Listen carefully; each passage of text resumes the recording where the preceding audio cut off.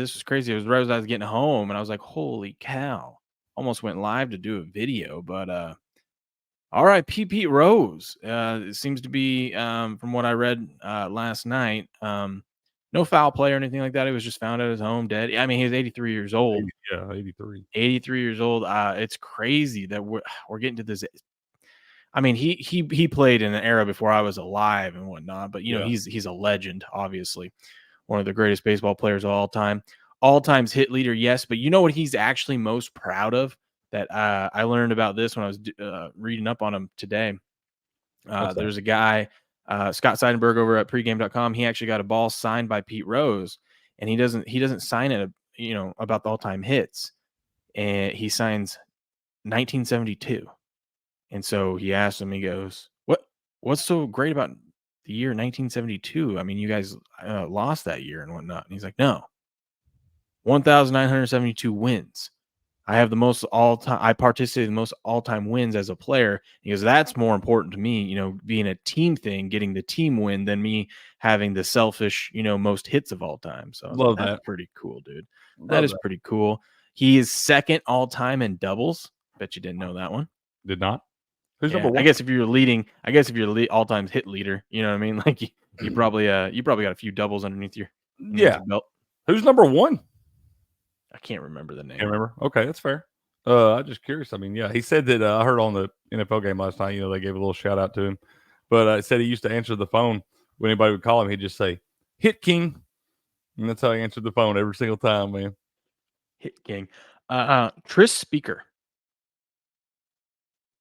Who? Tris Speaker? Oh my goodness. Do you know who that is? No. I thought for sure that it would be a name we recognized. That's got to be from that's got to be from the early 1900s or something.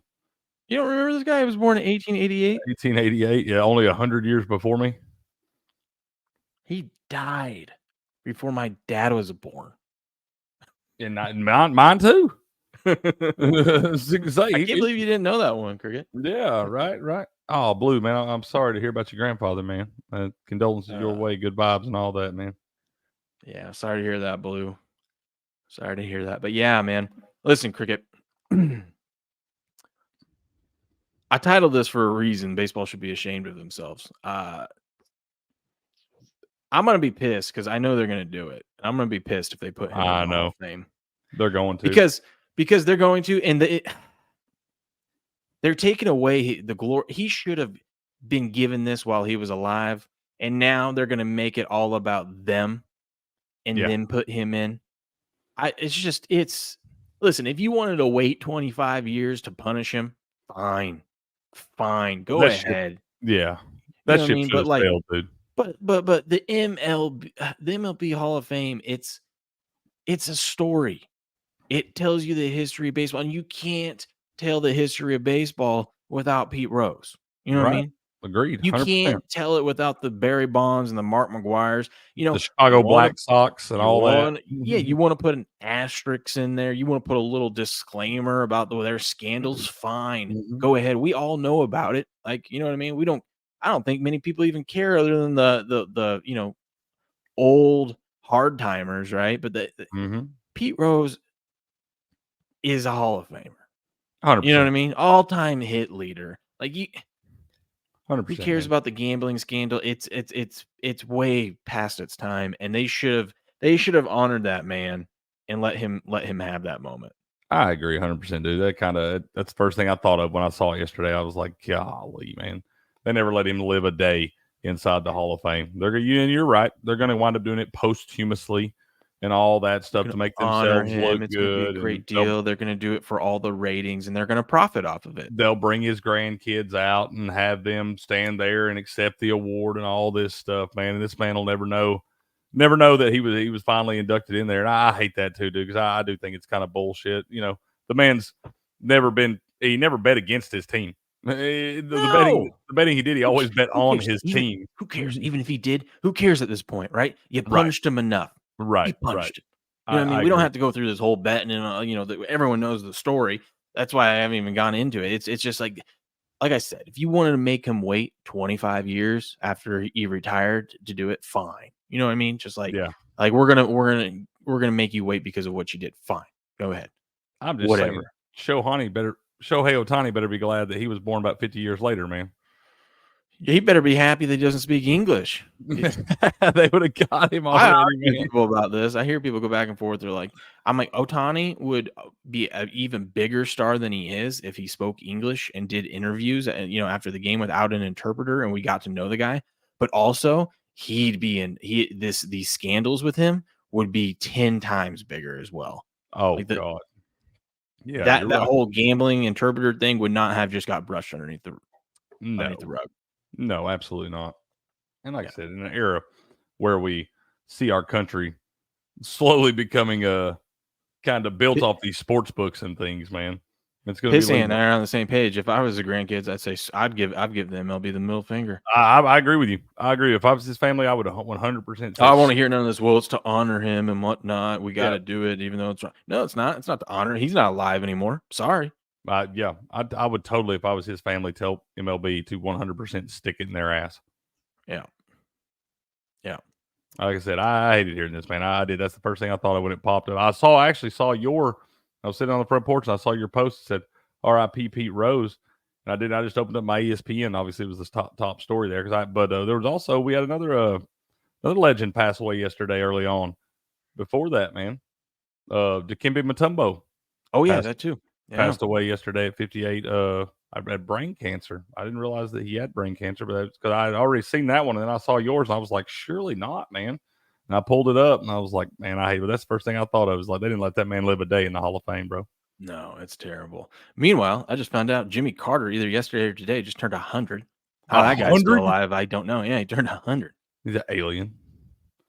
They just gave him that extra special syrup. Like top 3 worst presidents of all time. Still kicking. I got a feeling that guy, I mean, that was obviously before our time too, but I've just only heard how bad that was. I got a feeling he's got to be up there. I think they say it's a lot closer to number 1 than it is number 3. Well, the current president, I put it at number 1. Yeah, he's a lock. It's real tough. I mean, I felt like Bush was terrible too. So that's just my opinion. That's why I put it. We just got to be able to judge the ones we've lived through.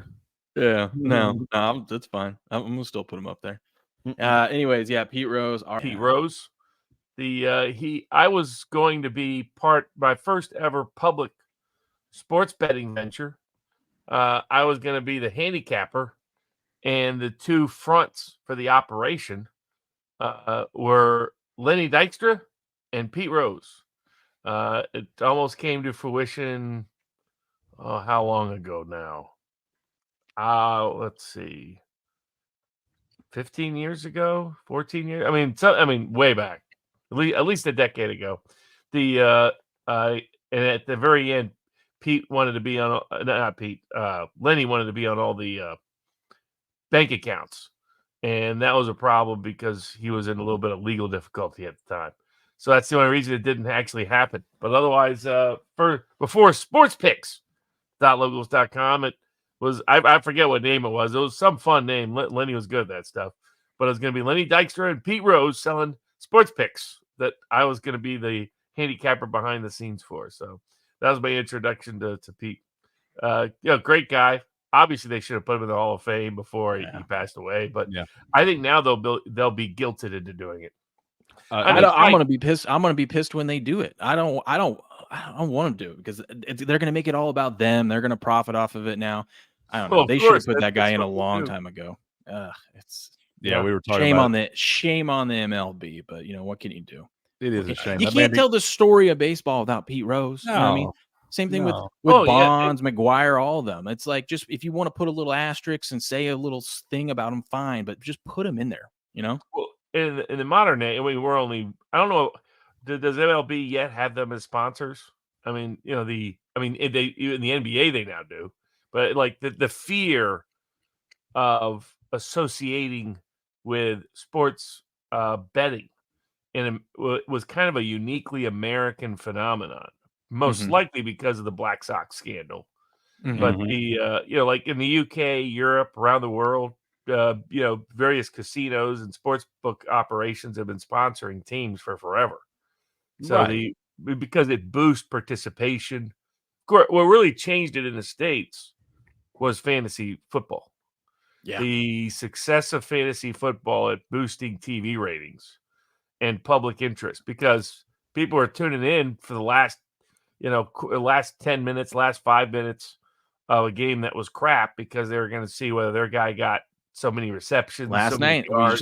we saw a guy on X had he needed a Tony Pollard touchdown to win $200,000. He's watching every second of that boring Titans game, and sure as enough, he gets it there in the final minutes of the game. So yeah, it keeps you entertained. I think these guys make. I mean, I'm not saying guys wouldn't bet on it or whatnot, but I don't think anyone's going to bet against themselves. But two, I think most of these guys, they make so much money now that they're not going out there and like betting real money on any of these games. Plus it'd be way too hard for them to get that kind of money down.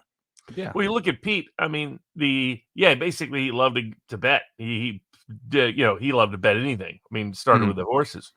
But they never had any proof that he gambled to bet against himself. Anybody who knew Pete Rose knew that that's just anathema to the guy. Yeah. That's why he and Dykstra were similar, because the Moneyball writer the guy who's describing the famous Oakland A's general manager, when he said he knew that he was, even though he had the look being a great baseball player, he said he knew he was never going to cut it and didn't have what it really took, was when he was in a warming up with Lenny Dykstra, a young Lenny Dykstra in the minor leagues. And Dykstra didn't look the part, small, compact, didn't have the classic scout look for to be a Major League Baseball star. And yet Dykstra's there talking about how he's going to take this Hall of Famer to the yard. And he's, this little tiny skinny guy, like, what the heck? And then ultimately Dykstra did, because that was just Dykstra. That they called him Nails, my dad said he was a really cool guy. He was with the Mets when my dad got drafted by them, was down there and stuff. He said Lenny Dykstra was a really cool guy. Did you meet Dykstra with that might have been that was a little bit before your time. That was yes, sir. That's a little before my time. I did not get the privilege to meet him, but I've heard lots of stories. Oh yeah, because the buddy of my nephew Cody's, that was also a good sports picker, baseball guy, huge baseball nerd, and he was working with us as part of that project in part, but some other things for free. As long as he got to meet Lenny Dykstra, because he was a huge Mets guy, as opposed to a huge Phillies guy. And so, that was his story. Lenny's still a character, but I think, did they just put out a documentary on Pete Rose? I think I saw it. They did. I saw it come out. I watched the first few minutes of it. I've not seen it all yet, but they did just put one out. Yeah, it's pretty solid. Yeah, I mean, they were obsessed with needling him about what he admitted or didn't admit. He's Pete Rose. But if anybody should be in the Hall of Fame, it's Pete Rose. Especially, you got guys like Ty Cobb. I mean, who is not the nicest personality, right, on or off the field. Yeah. I think they should all be in there. Do what you want, say what you want about them, but just put all those guys in. I just wish he would have had a day. He could at least lived a day in the Hall of Fame. Now he'll never know. Especially since the steroid era too, like with Bonds and them, was so much fun to watch. Because that was never a question with him. It was never a question with PEDs or anything with Pete Rose. He did all that on his own, and that's my biggest thing. You've got these guys you want to, kind of praise them and all this stuff that were literally cheating out there. Literally cheating, and Pete Rose, all he ever did was gamble a little bit, man, and they won't let him in the Hall. That drove me crazy, man. Well, I heard a story, Robert. I heard a story about him that even up until the day he died, he would always sign things and put, instead of his all-time hits, he would put 1972, and people are like, "What? That you guys didn't win that year? Like, what's the deal with that?" And he goes, "I have the all-time single player wins, 1,972," and he goes, "And I'm more proud of that because that's a team victory right there, more than all-time hits, which is kind of a selfish player thing." He goes, "I'm more proud of the 1,972 wins that we had." And I'm like, that's pretty cool. That's a cool story.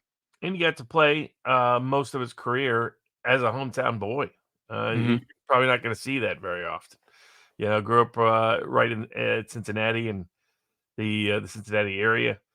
Tells all those stories. So yeah, and it's come at playoff time. So probably an uncomfortable time for Major League Baseball. They're probably going to need to announce his inclusion pretty quickly. I think if they wait on this through the postseason, that they'll take some branding hits. Yeah. Well, they got a boost yesterday with that Mets Braves game 1 of like getting people entertained. Some people talk about the game of the